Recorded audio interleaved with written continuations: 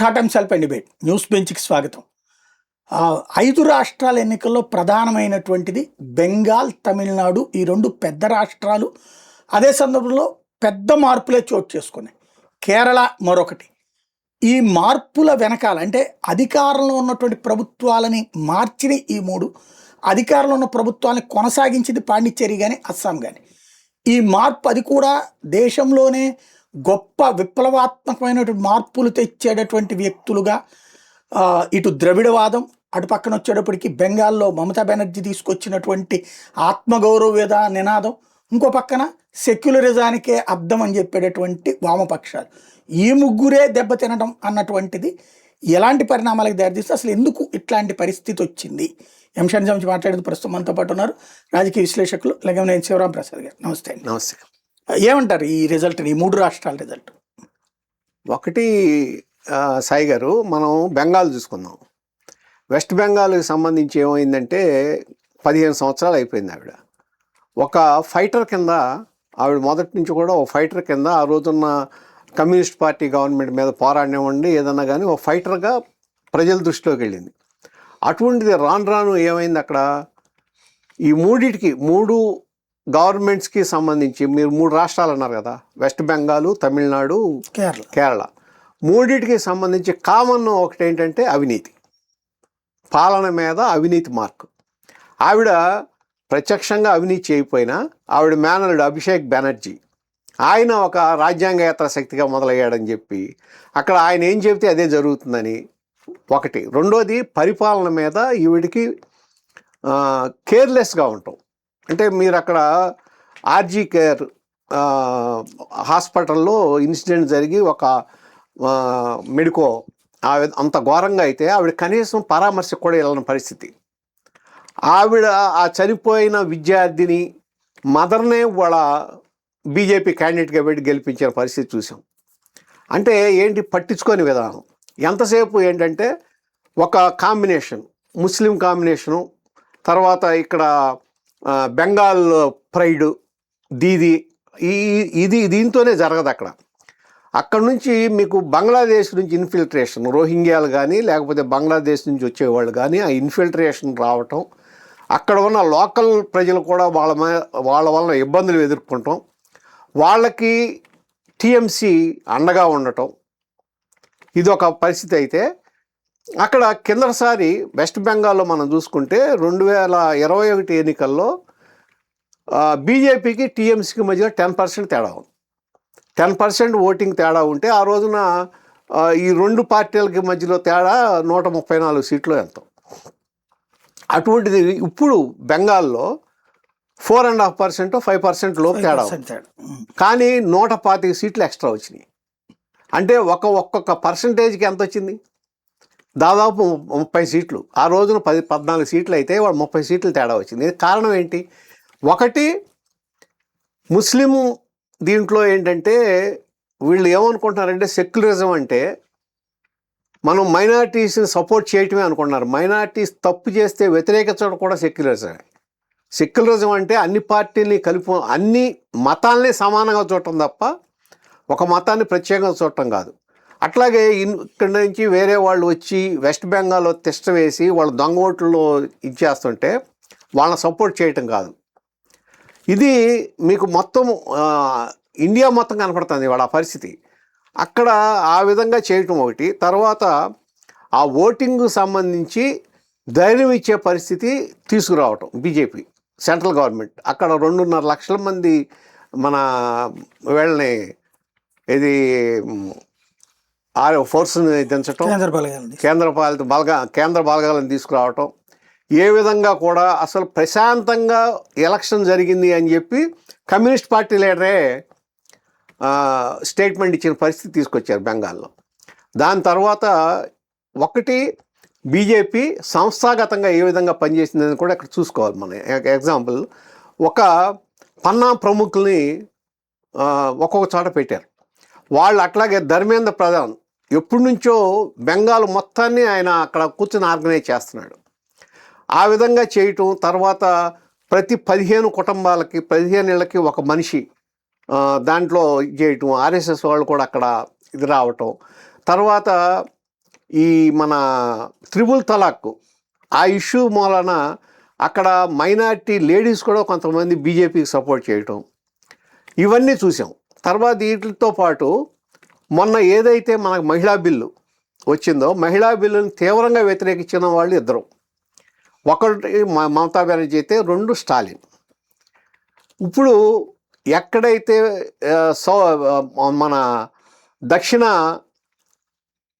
బెంగాల్లో 38 సీట్లలో మహిళలు అత్యధికంగా ఉన్నారు. ఆ 38 సీట్లు అత్యధికంగా గెలిచింది బీజేపీ. అంటే ఇప్పుడు మనం ఏమనుకోవాలి, మహిళలు వ్యతిరేకంగా అయ్యారనుకోవాలా? ఇంకోటి ఇక్కడ ఇది మనం అవినీతి, ఈ రెండు ఒకటి. తర్వాత ఇక్కడ మన బంగ్లాదేశ్కి మనకి సరిహద్దు ఉంటే మొత్తం మనం ఫెన్సింగ్ వేస్తా అంటే ఒక్క వెస్ట్ బెంగాల్లోనే వేయకుండా ఆపడానికి కారణం ఏంటి? అంటే మీ గెలుపు దేశం కన్నా గొప్పదా, దేశం కన్నా ముఖ్యమా? ఇక్కడ ఇదొక పాయింట్, ఈ వెస్ట్ బెంగాల్ వరకు సంబంధించి. అట్లాగా ఏమైందంటే ఆవిడ అంతకు ముందు వరకు లేడీస్ ఓట్లే టీఎంసీ ఓట్లు అనుకున్నాం, దాంట్లో బ్రేక్ వచ్చింది. అట్లాగే ఇప్పుడు జంజీ కొత్తగా వచ్చిన ఓట్లు కానీ ఈ యువత వీళ్ళందరూ వ్యతిరేకమయ్యారు. కారణం ఏంటి? అక్కడ లా అండ్ ఆర్డర్ దెబ్బతింది. వెస్ట్ బెంగాల్లో లా అండ్ ఆర్డర్ దెబ్బతింది. ఎక్కడా కూడా మీకు గ్యారంటీ లేదు, మహిళల భద్రతకి గ్యారంటీ లేదు.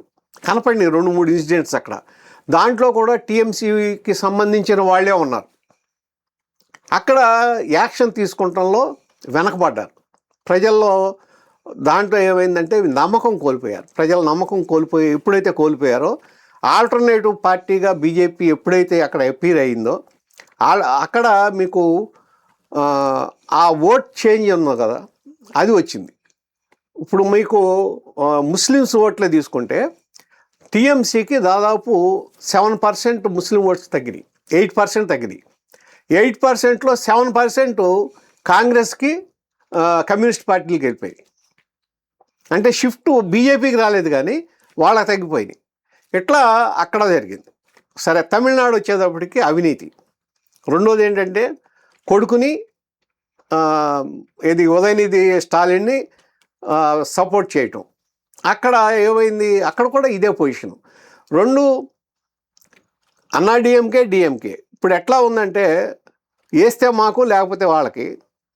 ఇదివరకు ఒక సామెత ఉండేది, ఇది కరుణానిధి కానీ ఎంజీఆర్ గారు ఉన్నప్పుడు, ఎంజీఆర్ సీఎంగా ఉన్నప్పుడు ఎవరైనా ఇండస్ట్రియలిస్టులు ఒక లైసెన్స్ కోసం వెళ్తే కరుణానిధిని కలిసి వచ్చారా అని అడిగేవాళ్ళు. అంటే ఏంటంటే ఒకరికొకరు సరిపెట్టుకుంటాం, పర్సంటేజ్లు మాట్లాడుకున్నట్టు అయిపోయేది అనమాట. ఇవాళ దాన్ని కూడా ప్రజలు ఒప్పుకుంటలా, గుర్తిస్తున్నారు. మీరు ఒకరికొకరు మీరు సరిపెట్టుకుంటే చాలదు, మాకు కావాల్సింది గవర్నెన్స్, గుడ్ గవర్నెన్స్, మంచి ఇది కావాలి, డబ్బులు కాదు అనేది ఒకటి. మేము మొన్న కోయంబత్తూరు వెళ్ళాం, ఎన్నికలకి ఇంకా 4-5 రోజులు ఉన్నప్పుడు. అక్కడ కొంతమందిని అడిగితే స్టాలిన్ గెలుస్తాడు అన్నారు. ఎందుకు, కారణం ఏంటి డిఎంకే గెలవటానికంటే 10,000 కోట్లు ఖర్చు పెట్టాడు అన్నారు. ఏమైంది 10,000 కోట్లు? ఇవాళ డబ్బు ఎక్కడుంది? విజయన్ను కనీసం అన్ని కాన్స్టిట్యున్సీలో కూడా తిరగల. అటువంటి వాడు మామూలు ఆటో డ్రైవర్ కొడుక్కి సీట్లు ఇచ్చినాడు. వాళ్ళందరూ ఎట్లా గెలిచారు? అంటే ఆ కాన్ఫిడెన్స్ తీసుకొచ్చాడు జనంలో. నేను అవినీతి రహిత పాలన అందిస్తా, ఇదిగో ఇవి నా ఎజెండా, నాకు వెనకమాల ఏది నా వారసులు ప్రజలే తప్ప నాకు మళ్ళీ నా కుటుంబ వారసత్వం కాదు అనేది చూపించాడు. అది తర్వాత అతను దాన్ని పాటించడా అనేది వేరే సంగతి. ఇవాళ మీకు ప్రాంతీయ పార్టీలు అంటే వారసత్వ పార్టీలు అయిపోయాయి. ఒకళ్ళ తర్వాత ఒకడు రావటం తప్పని కాదు, ప్రూవ్ చేసుకోవాలి. ప్రూవ్ చేసుకున్న తర్వాత మీరు ఆ నాయకత్వాన్ని నిలబెట్టుకోవాలి. అంతే తప్ప ఎవరికి వాళ్ళు ఒక గ్రూపు, దాంట్లో సబ్ గ్రూపులు ఇట్లా ఏర్పాటు చేసుకుని ఎవళ్ళ కౌంటర్ అది తెలుసుకుంటే ప్రజలు మాత్రం వాళ్ళ కౌంటర్ వాళ్ళు తెలిసేస్తారు. ఇవాళ జనం డబ్బులు ఇస్తేనే రాజకీయం అని చెప్పి మొన్న చూసాం మనం, ఆంధ్రప్రదేశ్ కానీ తెలంగాణలో కానీ డబ్బే ప్రధానంగా సీట్లు ఇచ్చారు. అసలు ప్రజలతో సంబంధం లేనాళ్ళు, ప్రజల ముఖం చూడనాళ్ళు, చీటర్సు, లోఫర్స్ని కూడా ఇచ్చారు డబ్బులు. డబ్బులు ఉన్నాయి కదా అని చెప్పి సీట్లు ఇచ్చారు. వాళ్ళు గెలిచారు. గెలవడానికి కారణం ఏంటంటే ఇక్కడ వ్యతిరేక ఓటు. జగన్మోహన్ రెడ్డి గారు ఆ రోజున ఏదైతే చేశారో ఆ వ్యతిరేక ఓటుతో వచ్చారు. దాన్నే ప్రామాణికం అనుకోకూడదు. ఇవాళ బెంగాల్లో కూడా ఏమైంది, ఎమ్మెల్యేల అవినీతి మీదే 2021లో దీదీని టార్గెట్ చేశారు బీజేపీ వాళ్ళు. కానీ 2024లో ఎక్కడికక్కడ స్థానిక ఎమ్మెల్యేని టార్గెట్ చేశారు, ఎమ్మెల్యేల అవినీతిని టార్గెట్ చేశారు. వాళ్ళు చేస్తున్న పనులేంటి, తప్పుడు పనులేంటి, వాటిని టార్గెట్ చేశారు, చేసి కొట్టేశారు. రేపు ఇప్పుడు అదే పని తమిళనాడు కూడా జరిగింది. అవినీతి మీదే వ్యతిరేకంగా గళమెత్తారు ప్రజలు. అవినీతికి వ్యతిరేకంగానే యువత తిరుగుబాటు చేసింది. మరి ఎంతో స్ట్రాంగ్ పార్టీ, దాదాపు 70 ఏళ్ల పైన ఉన్న డిఎంకే దెబ్బతింది, అన్నా డిఎంకే రాలేకపోయింది. ఇవాళ ఆంధ్రప్రదేశ్ దానికి కంపారిజన్ తీసుకుంటే దాదాపు 60-70 మందికి, అసలు 60-70 మంది ఎమ్మెల్యేలు వాళ్ళ యొక్క పెర్ఫార్మెన్సే బాగాలేదు, జనంలో మీకు మంచి పేరు లేదు, మీరు తెచ్చుకుంటేనే చంద్రబాబు నాయుడు గారే తీవ్రంగా మందలించిన పరిస్థితి చూసాం. ఈ 60-70 మంది మీరు కొనుక్కున్నాళ్ళే, అంటే కొనుక్కుంటాం అంటే డబ్బులు ఇచ్చి వచ్చిన వాళ్ళు, అందరూ ఫస్ట్ టైం గెలిచిన వాళ్ళు, ఎక్కడెక్కడి నుంచో వచ్చిన వాళ్ళు, ప్రజలతో సంబంధం లేనాళ్ళు, రాజకీయం అంటే ఏంటో తెలియని వాళ్ళు, వీళ్ళందరినీ తీసుకొచ్చి వాళ్ళ ప్రజల నెత్తిన రుద్దారు. ఇవాళ వాళ్ళు ఏం చేస్తున్నారు, ప్రజల్ని పీడించు తింటున్నారు. జనాల్ని పీడించుకు తిని డబ్బులు సంపాదించుకోవాలి. ఎందుకు, మేము ఖర్చు పెట్టి మళ్ళీ తీసుకోవాలి, మళ్ళీ రేపు కావాలంటే సీటు మళ్ళీ డబ్బులు ఇవ్వాలి కదా. దాన్ని బేసిస్ చేసుకుని వాళ్ళు రాజకీయం చేస్తున్నారు. ఇవాళ దీన్నే మనం ప్రామాణికంగా తీసుకుంటే ఈ 70-80 సీట్లలో పరిస్థితి ఏంటి, రేపు పొద్దున ఇంకొక పార్టీ వచ్చి అదే ఎమ్మెల్యే, అక్కడ స్థానికంగా ఉన్న ఎమ్మెల్యేలని టార్గెట్ చేసుకుని చేస్తే మీరు ఒకవేళ అప్పటికి మేలుకొని సీట్లు మార్చినా కానీ ప్రయోజనం ఉండకపోవచ్చు. మమత మార్చి చూసింది, ఫెయిల్ అయింది, 80 చోట్ల మార్చిన ఫెయిల్ అయింది. ఎందుకంటే అప్పటికి రావాల్సిన డ్యామేజ్ జరిగిపోయింది. ఇప్పుడు మమతా బెనర్జీ కూడా ఆ డ్యామేజ్ని అర్థం చేసుకునే మార్చింది. జగన్ కూడా అంతే కదా, 80 మందిని మార్చి దెబ్బతిన్నాడు. కానీ టూ లేట్, అప్పటికే టూ లేట్ అయిపోయింది. ఎందుకు, కారణం ఏంటి, మీరు ఉన్న కాలంలో 5 సంవత్సరాల్లో తెలిసి కూడా కంట్రోల్ చేయలేకపోతే ఆ తర్వాత మార్చినంతలో ఇది అవ్వదు. కాబట్టి ఈ రాజకీయ శూన్యత ఏదైతే తమిళనాడు ఏర్పడిందో అక్కడ విజయన్ సక్సెస్ అయ్యాడు. అట్లాగే మీరు ఇందా కేరళ, మరి కమ్యూనిస్ట్ పార్టీ అంటేనే దానికి ఒక సిద్ధాంతం, అవినీతికి పాల్పడకుండా ఉండటం, ఇటువంటివన్నీ బేసిక్ ప్రిన్సిపల్స్ లక్షణాలు ఉన్నాయి. కానీ జరిగింది ఏంటి, అక్కడ మన శబరిమల టెంపుల్లో ఆ గోల్డ్కి సంబంధించి దాంట్లోనే అవినీతి జరిగిందని, అక్కడ సంబంధించి ఈయన ఆఫీసులోనే ఒక వ్యక్తి ఉన్నాడని ఏదో ఇంకొక మనిషిని బలి చేసి తీశారు. తర్వాత ఆయన యొక్క కుమార్తె మీద కూడా అవినీతి ఆరోపణలు వచ్చినాయి, విజయన్ గారి. ఆ మొత్తం ఏమైంది, వాళ్ళ మీద, పార్టీ మీద పడింది, కమ్యూనిస్ట్ పార్టీ మీద పడి ఇవాళ కమ్యూనిస్ట్ పార్టీ లేకుండానే భారతదేశంలో ప్రభుత్వాలు ఉన్నాయి. ఫస్ట్ టైం అసలు కమ్యూనిస్ట్ పార్టీ అనేది ఎక్కడా లేదు. ఇది పరిస్థితి. అంటే ఏంటి, జనం ఎంత అవినీతికి వ్యతిరేకంగా ఉన్నారు, డబ్బు రాజకీయం అనేది, డబ్బు అనేది ప్రామాణికం కాదు అనేది అర్థమవుతుంది కదా. ఇది అర్థం చేసుకోలేకుండా ఇంకా కూడా మనం డబ్బుతోనే రాజకీయం చేస్తాం, డబ్బుతోనే చేయగలం అనుకుంటే, ఇప్పుడు మొన్న మీరు అన్నట్టే ఆంధ్రప్రదేశ్లో ధనవంతులందరికీ టికెట్లు ఇవ్వడం వల్లనే 164 గెలిచాం. ఈవెన్ అంతకుముందు సామాన్యులకు ఇచ్చినటువంటి పవన్ కళ్యాణ్ 19లో ఫెయిల్ అయితే మొన్నటిసారి డబ్బులు ఉన్న వాళ్ళకి ఎతికి మరీ ఇచ్చాడు. లేదు, మొన్న డబ్బులు రావటం కాదు, యాక్చువల్గా మొన్న జరిగింది యాంటీ జగన్ వేవ్. వాళ్ళు అనుకుంటుంది అట్లా కాదు, వాళ్ళకే అర్థమైంది. ఎందుకంటే యాంటీ జగన్ వేవ్, ఆ రోజున ఏంటి, జగన్మోహన్ రెడ్డి గారు చేసిన పరిపాలన ఏ విధంగా చేయాలో ఆ విధంగా చేయాల. ఆయన వాళ్ళ తండ్రిని ఆదర్శంగా తీసుకోవాలా. ఆయన ఏదో సొంతంగా కొంతమంది ఒక వీళ్ళని పెట్టుకుని చేసిన దాంట్లో మొత్తం వాళ్ళు చేసిన తప్పులు కూడా ఈయన భరించాల్సి వచ్చింది, ఈయన పడిపోయినాయి. ఎమ్మెల్యేలు చేసిన తప్పులు కానీ, కొన్ని మాటలు చేయటం కానీ, సామాజిక వర్గాలని ఒక పరిపాలన చేసేవాడు ఎప్పుడు కూడా, ఒక పాలకుడు ఏ సామాజిక వర్గాన్ని కూడా పర్టికులర్గా దాన్ని దూషించకూడదు. అటువంటిది ఈయన కొన్ని సామాజిక వర్గాల్ని దూషించటం జరిగింది. అట్లాగే కొన్ని ఇష్యూస్లో వచ్చేటప్పటికి, ఇప్పుడు మీరు ఆయనే ఉన్నాడు, సపోజ్ డ్రైవర్ హత్య కేసు, అనంతబాబు. డ్రైవర్ని వచ్చేస్తే నీ పక్కన తీసుకుని డిన్నర్కి పిలిచి నీ పక్కన పెట్టుకున్నావు అంటే ప్రజలు ఏమనుకుంటారు? ఇవన్నీ ఏంటంటే డైరెక్ట్గా నువ్వు సపోర్ట్ చేస్తున్నట్టు కనపడిపోతుంది. అది ప్రజలకు ఏమవుతుంది, ఇటువంటి పరిస్థితే వస్తే రేపు మన పరిస్థితి ఏంటని ఆలోచించుకుంటాడు ఎవడైనా. అది యాంటీ వేవ్. మీరు అనుకుంటున్నారు డబ్బులు ఉన్నాళ్ళు ఇచ్చారు కాబట్టి గెలిచారని. కాదు, డబ్బులు లేని వాళ్ళకి ఇచ్చినా గెలిచేవాడు మొన్న. లేకపోతే ముక్కు మొహం తెలియనాడు ఎందుకు గెలుస్తాడు? గెలవడు కదా. అది అర్థం చేసుకుంటే మంచిది. అంతేగాని ఆ యాంటీ వేవ్నే మనం పాజిటివ్ వేవ్ అనుకుంటే కుదరదు. ఎందుకంటే 1983లో కానీ 85లో కానీ తర్వాత 94లో ఎన్టీఆర్ది ఏదైతే ఉందో పాజిటివ్ వేవ్, అది పాజిటివ్ ఓటు.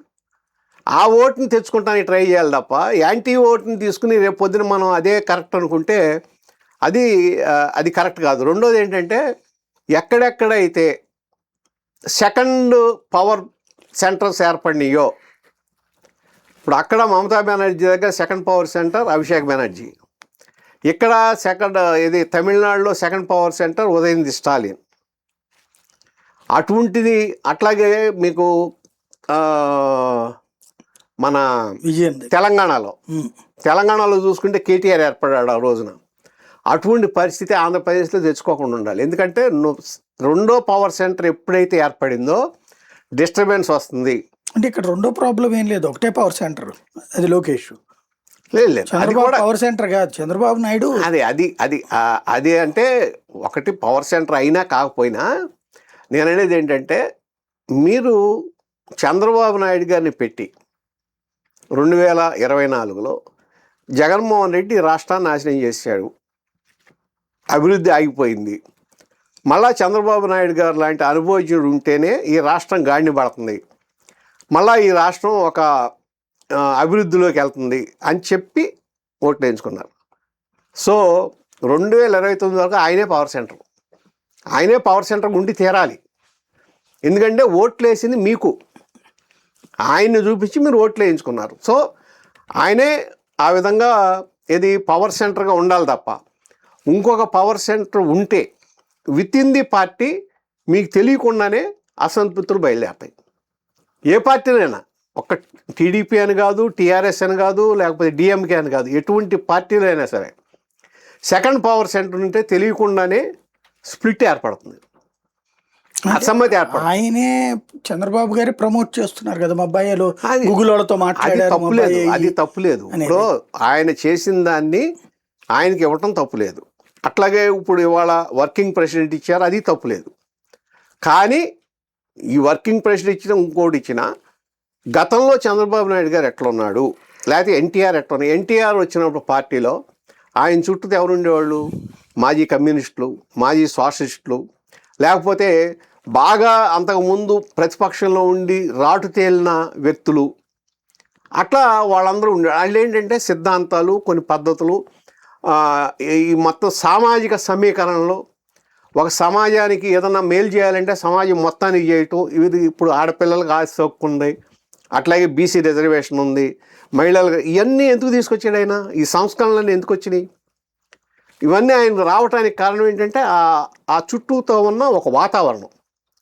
చంద్రబాబు నాయుడు గారు కూడా మొదట్లో ఉన్నప్పుడు ఆయన చుట్టూ ఇట్లోని యనమల రామకృష్ణ గారు, తర్వాత దేవేంద్ర గౌడు, తర్వాత మన అశోక్ గజపతి రాజు గారు, మహేంద్ర, ఇట్లా కొంత ఒక మంచి గ్రూప్ ఉండేది. అటువంటి గ్రూపు ఏర్పాటు చేసుకోగలగాలి, నాయకత్వం కావాలన్నాడు. అంతేగాని ప్రజలతో సంబంధం లేని మనుషులతో గ్రూప్ ఏర్పాటు చేసుకుంటే ప్రజలకు దూరం అయిపోతారు. అది గుర్తుపెట్టుకోవాలి. ప్రజలకు దూరం అయితేనే మీకు అధికారం, ప్రజలకు దగ్గర అయితేనే అధికారం వస్తుంది తప్ప ప్రజలకు దూరం అయితే మీరు అధికారానికి కూడా దూరం అవుతారు.